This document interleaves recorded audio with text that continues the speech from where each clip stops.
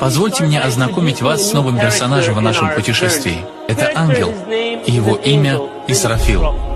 Исрафил — ангел, которому поручено протрубить в рог. Описывая его, пророк, да благословит его Аллах и приветствует, сказал: «Он опирается на левую ногу, а правая нога выставлена вперед. Рог поднесен к его губам».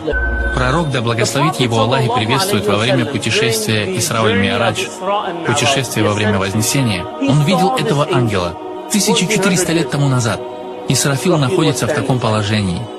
Когда пророк, да благословит его Аллах и приветствует, вернулся после путешествия, он был очень активен в своих молитвах и актах поклонения.